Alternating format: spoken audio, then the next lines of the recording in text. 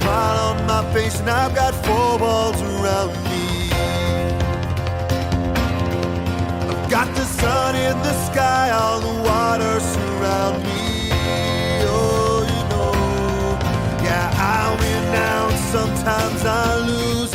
I've been battered, but I never bruise. It's not so bad.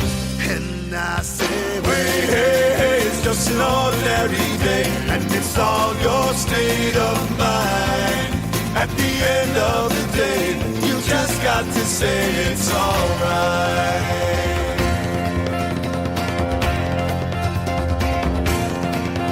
Janie sings on the corner, what keeps her from dying?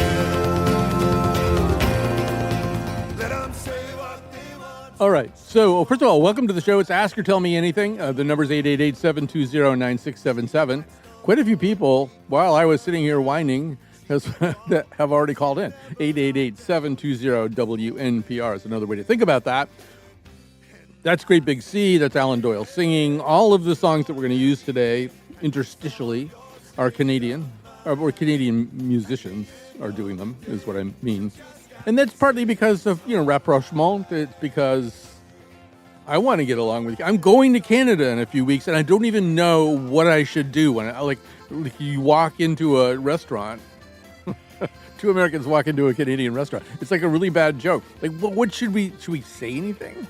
Like, we're sorry we didn't vote for him.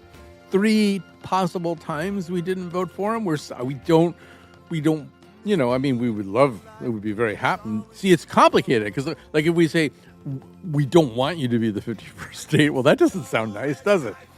But we don't seek to annex you. We don't seek to annex you. I need to learn how to say that in French, too. All right.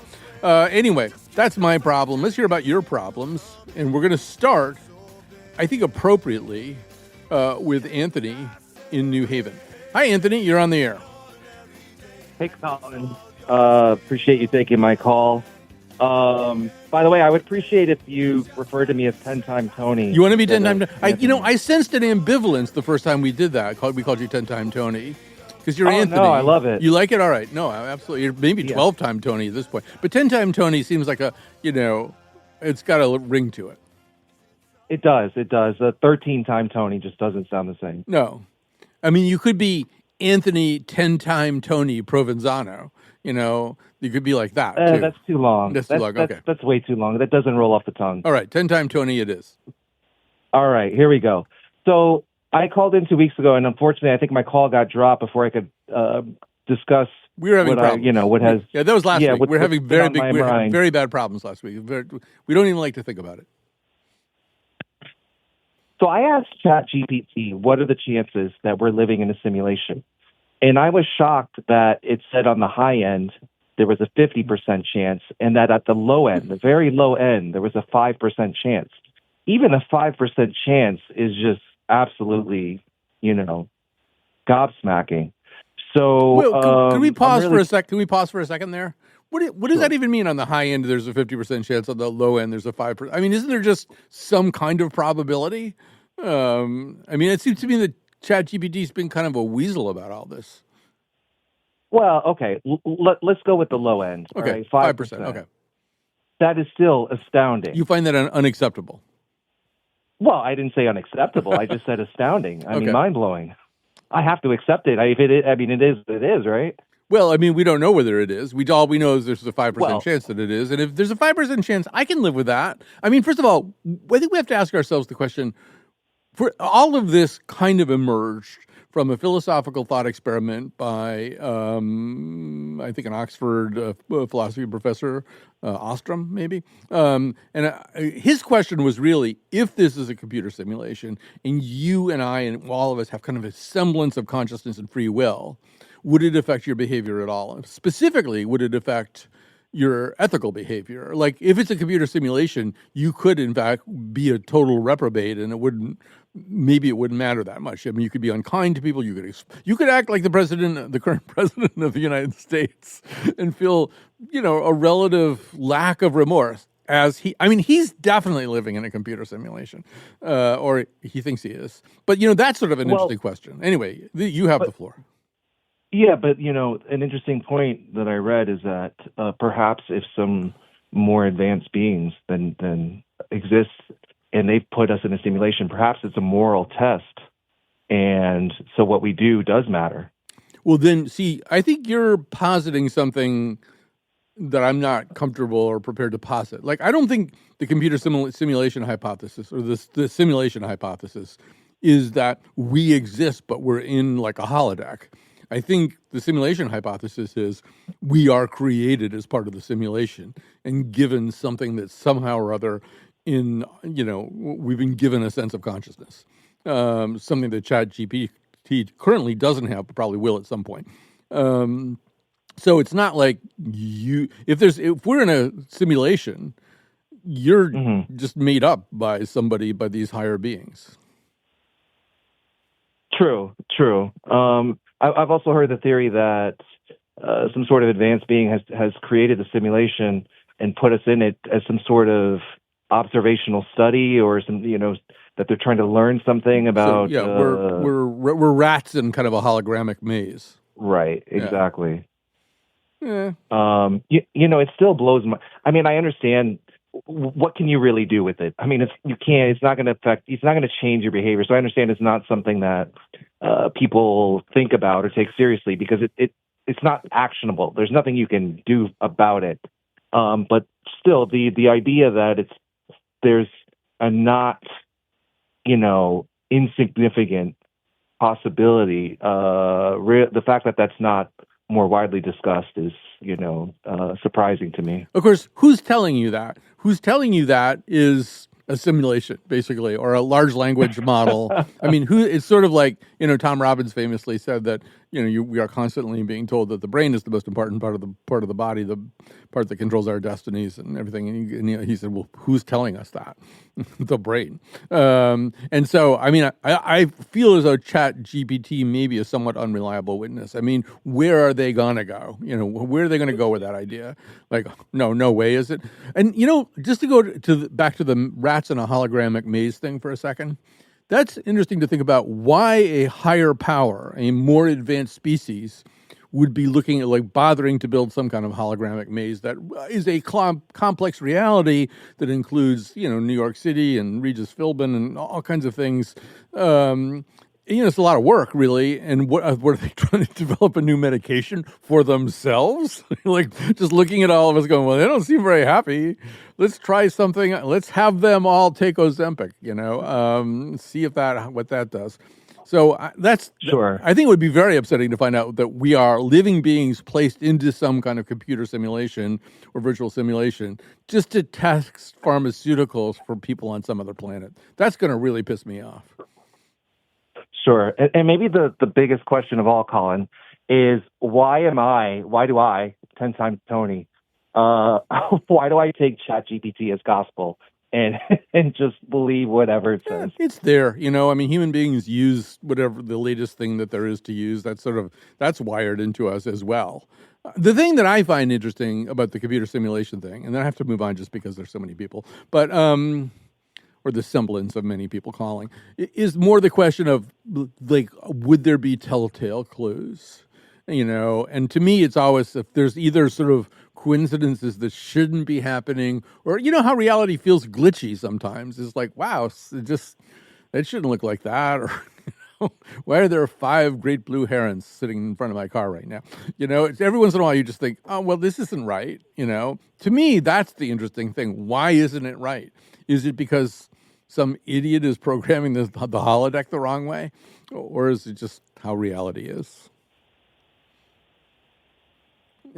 Yeah, I agree with you. There's actually an with Instagram. that deathly my wife, silence. Yeah, no, my wife has an Instagram page where or is subscribed to an Instagram page that actually supposedly are different examples of glitches, quote unquote glitches in the Matrix. Yeah, well, I mean, I'm here for that. I'm here for glitches. I could be a major contributor. I'm watching for those glitches all the time. All right, 10 Time Tony. Not that I couldn't talk to you about this at greater length, because I really could, but we have to move. We have to keep moving at all times. All right. Here is Catherine from New London. Hi, Catherine. Hi, Colin. Excuse me, my voice isn't great this morning, but I wanted to bring up, I'm of the age where I read obituaries a lot. Mm-hmm. And this morning, I read about a gentleman who had written a very important book. His name, I can't know if I pronounce it, Leonard Zeskind, and he was only 75. But anyway, he was a researcher, tracked rise of white nationalism. So I read his entire obituary. Fascinating. It happens that his book was in 2009 called Blood and Politics, about the rise of white nationalism. It's under orders from the Trump administration. Zeskind's book was among 381 titles removed recently from the U.S. Naval Academy Library, which horrified me to start with. Then a quote from Mr. Zeskind himself: "For those of us who hope to protect and extend our multiracial democracy, we ignore the white nationalist movement at our peril." And that was in 2009. So I right away went to buy his book. And it's out of print. I couldn't find it anywhere, but I was able to download it to Kindle. So I have the book, and I started reading it this morning. It is incredibly well written with amazing footnotes. He did this work for years, and he was somewhat college educated, but he didn't finish, and then he worked as a laborer, welder. I don't remember the different things he did. And then he wrote this amazing book, which now has been removed. So from one library. I got it on Kindle. Yeah. Let me just say this. I mean, first of all, I don't mean to in any way minimize the alarm that we all feel. I mean, actually, let me back up and say another thing. I think that there is a reasonable conversation that can be had about children and about I'm opposed to book banning, but I also sort of understand that there are going to be people, and not all of them are going to be heinous, who are going to say, there's just certain books that I don't want my kids to have access to in their school library or the children's department or whatever. And, that's really not where my sympathies lie, but I think we have to be able to have that conversation with them and listen to them and see if we can sort of find some kind of accommodation, which doesn't freak either side out. I sort of get that. Adult book banning, I just don't get it all. I mean, I don't understand why it would be happening, or at least I don't know why fair-minded people, adult people with complex thinking abilities would want to ban books. I think they should all be there. And of course, once you say that, you're saying, well, so Mein Kampf should be there. Yeah, Mein Kampf should be there. People should read Mein Kampf and figure out, how in the world those kinds of thoughts ever occurred to somebody. But I do take some solace in the fact that it's much harder to ban a book totally these days. Yeah, you had to pay something to put it on your Kindle. But at this point, because books do exist kind of virtually or digitally that way, and because also there are just, when you go on Amazon or something like that, you can get directed to all kinds of sites where out-of-stock books are still for sale. I tried that. Yeah, didn't work this time, yeah. All kinds of things. So, Colin, all I'm concerned about is you talk about children. I think the people at the U.S. Naval Academy are pretty grown. Oh, yeah, no, there's no reason to ban that book, except that they don't want people to be thinking about that stuff. I mean, there's no doubt about what's happening here. I mean, they pulled a whole bunch of books out of places like the Naval Academy that would get people thinking about things that they don't want people thinking about. I mean, I don't think there's any, I mean, it's ridiculous. But they're afraid of ideas. And I think if you're afraid of ideas, it means that you have some uncertainty about your own course or why you're even doing what you're doing. I mean, I don't think they feel their own uncertainty as acutely enough and as much at the surface as they should feel it. But anyway, Catherine, I have to move on, but it was fascinating talking to you. And let's see, where are we? Yeah, we can do some more calls here. What should we do? All right, we'll go to Bob in Glastonbury. Hi, Bob. Hi, Colin. Thank you for taking my call. Sure. And I wanted to talk about the term gaslight, to gaslight someone. And I've been hearing it a lot, and the original meaning of gaslight from the movie Gaslight is to make someone doubt their sanity. And it seems like that has evolved in our language now. It's being used a lot of places. For instance, the Supreme Court is trying to gaslight us on originalism, or, for example. And now it has seemed to mean almost any kind of deception or misleading speech, or to say, I'm not doing what I'm doing, that type of thing. Yeah, I don't think that's a misuse. I mean, first of all, I think you might be defining the word too narrowly. Yes, that's the plot of the movie. But what does gaslight actually mean? Does it mean to cause somebody to doubt their sanity, or does it mean to substitute a false reality for reality, which then causes somebody to doubt their sanity? In other words, I don't think Charles Boyer at any point in that movie explains exactly what gaslighting should and shouldn't mean. And I also think, just to be prescriptive to be descriptive rather than prescriptive about language, language does evolve. Yeah, the term has a broader meaning now, and it could be that it's being used so promiscuously as to begin leaching the meaning out of the word, which is always a risk. Yes. But I think, people this sort of started during the first Trump administration. People started reaching for that word. I remember Sarah Kendzior and I had a long conversation about it one Monday. And people were looking for a word that described how they were living in a reality in which things coming from the White House seemed to just completely contravene their own understanding of what was happening. And I think under those circumstances, gaslight was not an unfair choice. But share a little bit more of your thinking.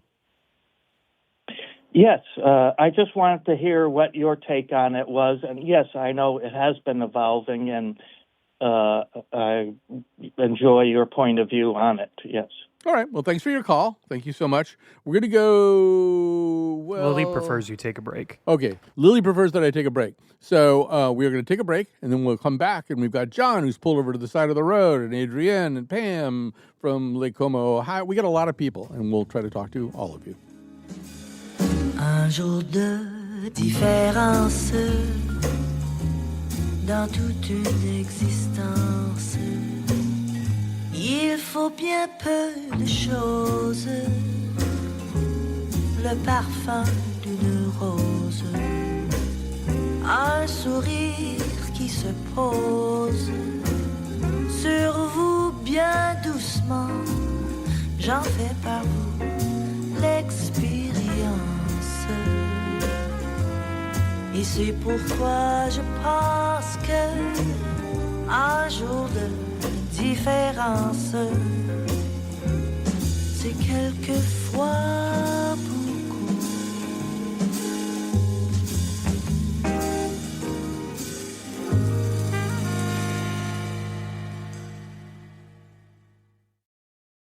Aye, where you from? Canada? Everybody on the left, everybody on the right, in the front and in the back. Let them know where you from. Rep it everywhere I go. That's right. All of our interstitial music today is Canadian. But there's a lot of ways to be Canadian, including that way. So here we go. It's Ask Her, Tell Me Anything. Just to remind you, the numbers are there's only one number, 888-720-9677, a.k.a. 888-720-WNPR. But please don't dial AKA with your phone, because that'll just, I don't know what will happen. And I don't want to know what will happen. We got to go to John. John's pulled over to the side of the road. We got to get to him. Hi, John. Hi, Colin. How are you? I'm just fine. Yeah, good. Hey, listen, so I wanted to talk about that given the political climate, the due process being under threat, constitutional crisis, El Salvadorian prisons, the list goes on and on and on. I started talking to my wife about contingency plans. And I thought I was being very alarmist, but I'm like, all right, I'm just going to go through the exercise anyway, possibly leaving the country if things got really bad. And then I started talking to a few select people, and they're thinking the same thing. And I just kind of wanted to throw it out, like, are we alone in this? Are people really worried about this? Am I the only one, or my own part of a small group of people? Well, what do you think? I mean, first of all, this started happening during the first Trump administration, and at that time, actually, we did a whole show episode about it where we talked to people thinking about leaving, and talked to people who had left. I mean, people leave for a lot of different reasons, including the fact that life here is less affordable than it is in Portugal, and. Right. Which is one of the countries under consideration. Yeah, Portugal's going to get really tired of us. I mean, so many people have already moved to Portugal. And of course, there are other reasons for exoduses, including, we've seen what happened with the three professors from Yale up in Toronto, but there's been quite a bit of coverage. Actually, the New York Times has a pretty big piece today about the fact that initially it was Norway, but now it's the European Union is going to make a play for our scientists.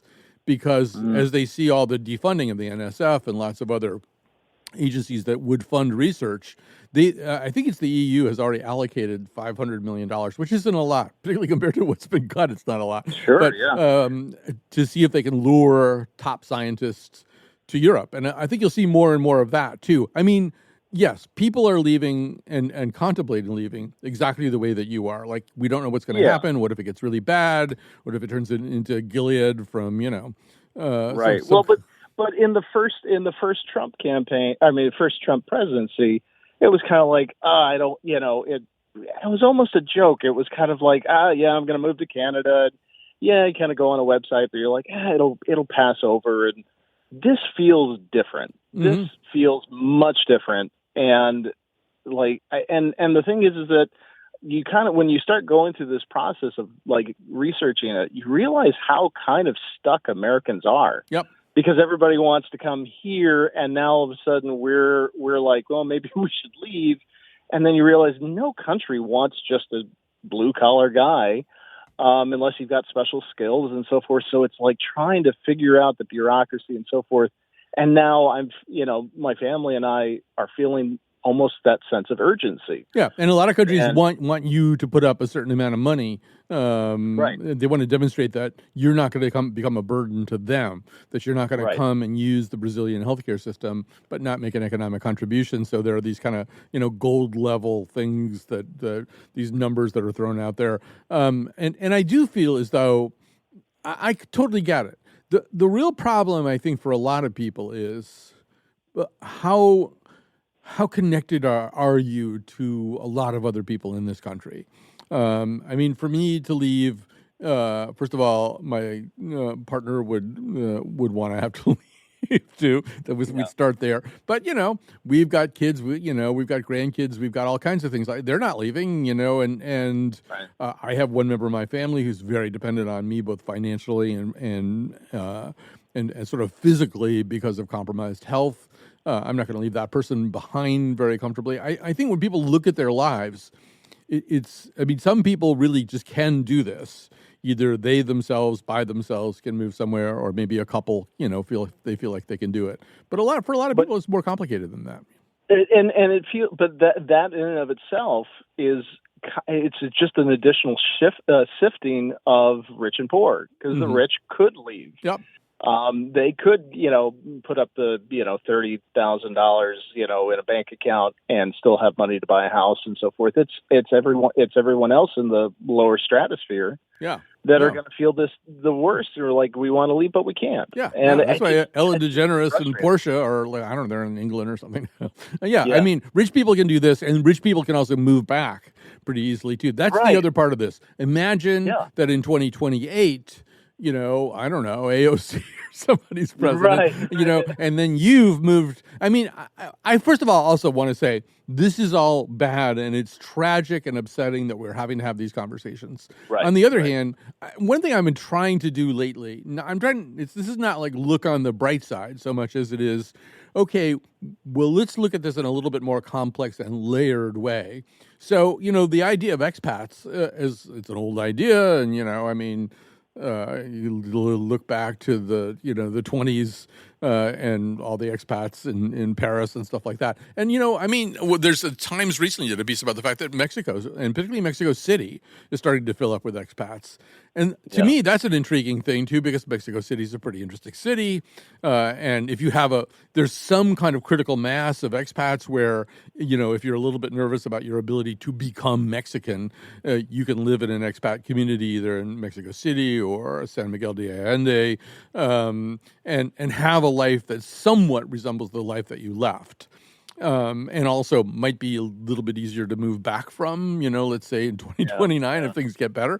But although I really do feel one of the real questions that, and I've been bringing this up in our staff meetings too a little bit, because I think we need to sculpt some episodes about this. What if things are really broken? Like, what if the getting the money back into social programs, social safety net programs, research programs, arts programs, all the things that are being broken right now, USAID and stuff like that.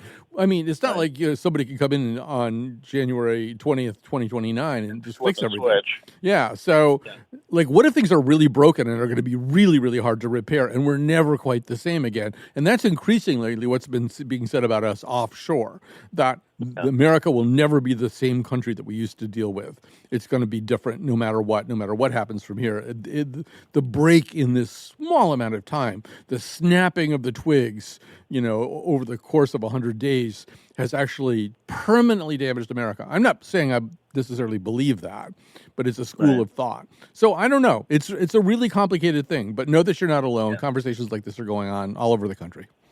Yeah. Well, thank you. I appreciate the convo. Yeah. I'm going to just stay and fight, I don't think I'm going anywhere. For the reasons that I enumerated before, but also I don't like the idea. In some ways, I like the idea of going and living in Mexico City or going and living in Cahors, France or something. I don't want to live in Paris, but, or living in, Belfast or something. Although I feel like that would be, I should live in the Republic probably. But I like those ideas on a kind of cosmopolitan basis. But I don't like the idea of being driven out of my country by a bunch of jerks. That bothers me, and it should bother everybody who's thinking about this. Really? You're letting these morons, you're letting a guy who sits in the Oval Office and doesn't know what the Declaration of Independence says, and who can't answer basic questions about whether his job to uphold the Constitution, and who hallucinates about scenarios that conflate Harlem and Harvard, like you can't tell them apart or something. You're letting that guy drive you out of your own country. I think that should really bother you. I absolutely think before anybody does that, they should think, you know what? How about if I get together with a whole lot of other people and we just take our country back? Because these people don't even know what they're doing.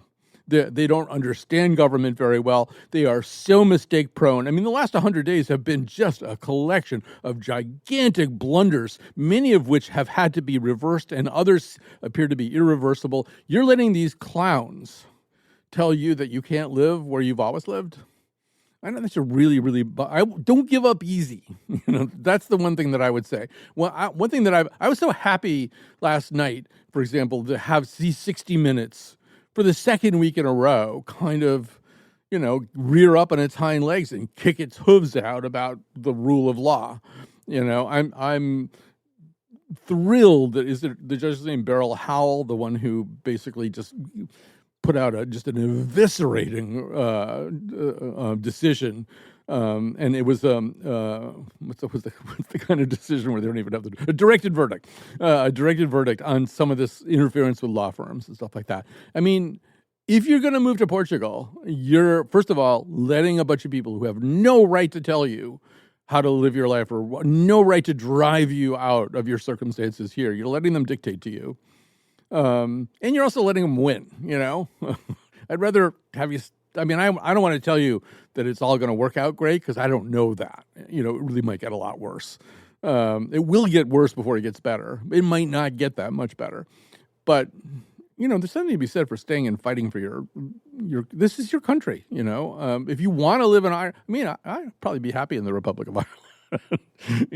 But I would like to make that choice because I think I'd be happy in the Republic of Ireland. I don't want to make that choice because I can't stand another minute here because a bunch of freaks jumped out of a circus clown car and started running the country. That would get under my skin. All right. Sorry to go off like that. All right. So I don't really know exactly who I should be talking to next. But so I will just pick somebody. I will pick Adrienne from West Hartford, and we've also got we get Pam from Lake Como, Ohio, and we got a whole bunch of other people. Okay, let's go with Adrienne. Hi, you've got the floor. Hi, Colin. I'd like to talk about the fact that our American manufacturers, in their race to the bottom, without much qualms, laid off American workers to go after cheap labor overseas, creating the need for Trump to feel that we need more tariffs in the first place. I mean, all kinds of stuff. Call centers, even, are done overseas. Manufacturing is being done overseas because of our greedy race to the bottom of American manufacturers. So now they want to pull it back. Well, they made their own bed, I think. Even China, for example, China made no secret about the fact that if we conducted business overseas there, they were going to demand our secrets. Mm-hmm. Manufacturers knew that going in there, but they wanted the Chinese market, they wanted the cheap labor, and said, okay. And now, all of a sudden, they're crying in their beer about it. Does anybody remember who, in the first Trump administration, one of the kids was faulted for doing some T-shirts or other paraphernalia overseas? Can anybody remember who that was and what that was about? I sort of remember this story, but I don't remember which kid. I mean, if greed is the driving force of capitalism, we've got some problems here that excuse me, are probably going to continue. Yeah, well, I do think, Adrienne, and I'm going to just pop you on hold there, and it sounds like you might need a drink of water or something like that. But, look, some of this is just literally priced into capitalism. And I'm not really sure that once you have global trade, I'm not sure that there's much chance that things were going to happen any other way. And what did happen was that things that are made here in America, under any political administration, things that were made in America were kind of advertised that way, and people to whom that was important, would act accordingly, would maybe buy that thing. This globalism is really super complicated, and obviously it does involve the exploitation of low-wage workers in other countries. There are other layered questions about whether those people in those countries have better options or would ever have better options. It's never been a pretty picture. Once again, I think rather than bemoaning the greed, and look, people who run businesses, they are going to look for cheaper ways to do business, ideally without sacrificing quality, without engaging in exploitation, but sometimes those considerations go out the window too. Rather than doing that, I think it's important to look for solutions. This is why, like I say at all of our meetings now, I say, maybe we need to do a show about other things that could be put in place that would work better, that people who are already thinking, I'm really intrigued by, the E.F. Schumacher, small is beautiful stuff, maybe there are other ways to think about all this stuff, because if in fact a lot of basic functions of American government and the state itself, the idea of the state itself, are either temporarily or permanently broken, we need to start thinking about stuff that comes in to fill those gaps. And maybe those things come in at the local/municipal level or at the state level. Maybe we have to figure out how to deliver everything from healthcare to sweatshirts to each other. Without participating in these systems that seem so fickle. But anyway, I hear your frustration and I get your pain, and I feel like probably Lily. We should take one more. We'll take Dennis, right? Dennis has been waiting for a while. All right, here's Dennis from Bethany. Hi, you're on the air. Oh, hi, Colin. I went to the grocery store last night because I wanted to cash in on this 87% discount on eggs and to cheap gas, because it's one of those stores where if you buy enough things, you get some money off your price of gas. And there was the display case was completely empty of eggs, and when I drove over to the gas station, it was $3 a gallon. So I'm perplexed by the information I've been getting that's telling me that that's not really supposed to be the case, but it appears to be the case. So as a therapeutic measure for my cognitive dissonance, I think I was going to write a letter to the editor of my regional newspaper in a ridicule and scathing tone about how I'm getting this bad information, and we need to do better about it. My question to you is, do you think, since I'm going to be using, strongly worded sentences, should I use a nom de plume to protect my identity? You're asking the wrong person. I mean, I use my name for everything that I do, but I understand your hesitation. I actually also think I wouldn't write a letter to the editor. I would write a letter to the Department of Consumer Protection and also to Attorney General William Tong. I mean, if in fact you think that this supermarket or whatever it is engaging in deceptive practices, the editor of your local newspaper will not do anything about it, but, attorney generals and departments of consumer protection do. So whatever you do, whatever you want to call yourself, I think if you do that, you probably have to use your real name, though. And so they can follow up, include a phone number so they can call you and stuff like that. Yeah, well, the thing is that the information I've been receiving is that, eggs are 87% less and gas is $1.98 a gallon. So I'm not seeing that, and I'm very upset with it. No. Costco, you can get it for about $2.73 last time, I think, $2.74 or something like that. But no, things are not getting cheaper. They just aren't, and eggs are not getting more plentiful. And look, the biggest problem with eggs is bird flu. And one of the many things that have been eviscerated are the mechanisms within the federal government that could enable a meaningful response to bird flu. So talk about things that are going to get worse before they get better. I think, you're looking at one right there. All right. Now we definitely have to take a break. We will come back. There are calls. I will get to the calls. All that.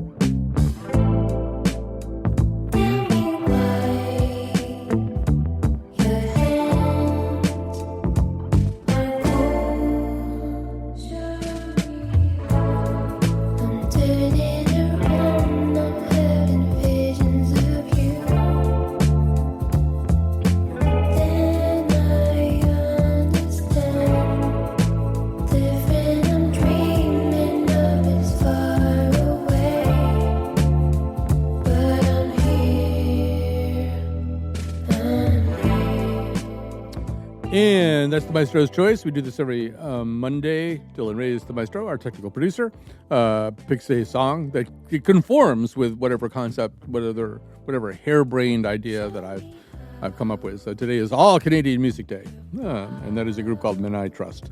All right, so we're back. We're back to the phones. First of all, I have to thank a whole bunch of people. One of them is Dylan Reyes, who I just thanked implicitly. And one of them is Robin Doyen Aiken. I should have said this at the top of the show, except we already had a lot of calls. But if you call 888-720-9677. 888-720-WNPR. One thing that will happen is you will talk to a person who will very likely lift your spirits. That would be Robin Doyen-Aiken.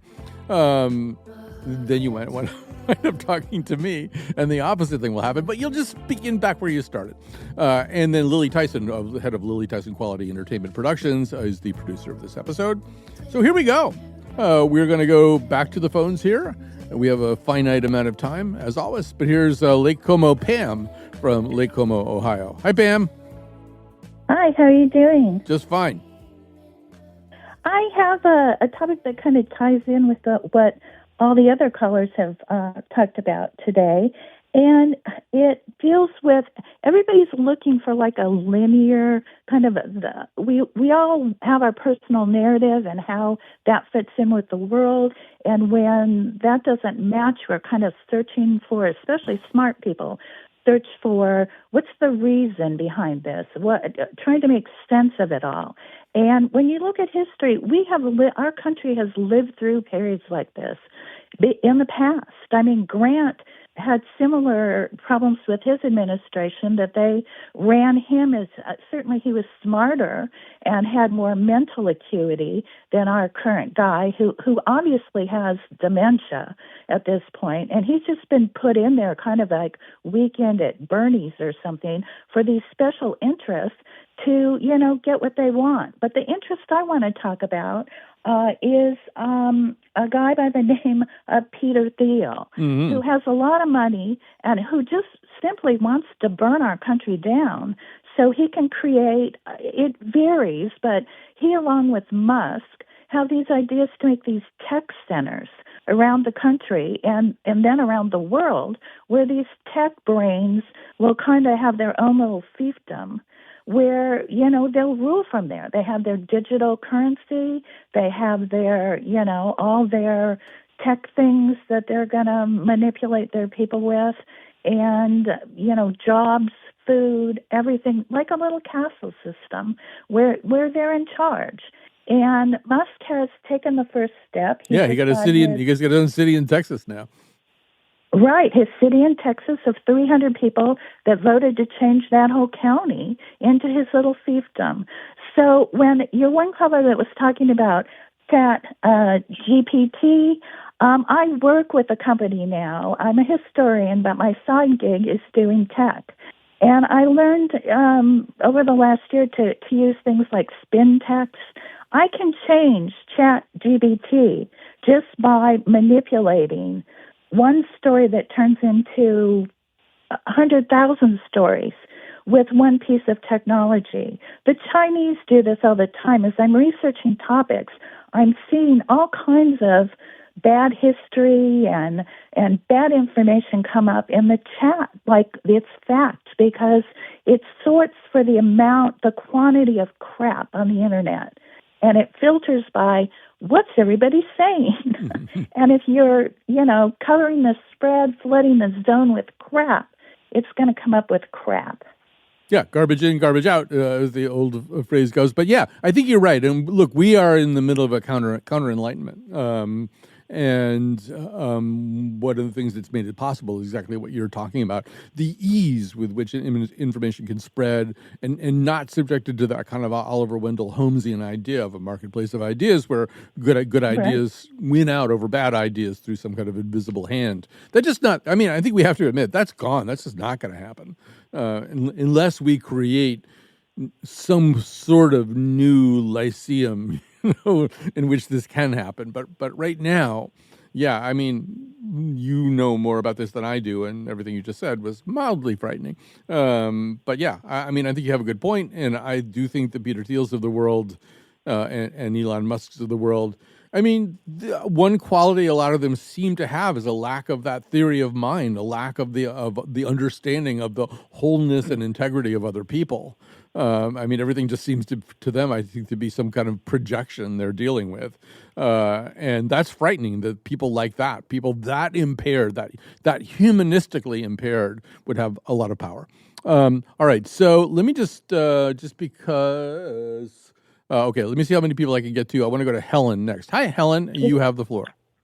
Hi. I'm just calling because I'm getting really frustrated. I don't hear enough pushback on the narrative in media for this idea that globalization has bankrupted America and we're, being taken advantage of, because objectively globalization generated disproportionate wealth for America.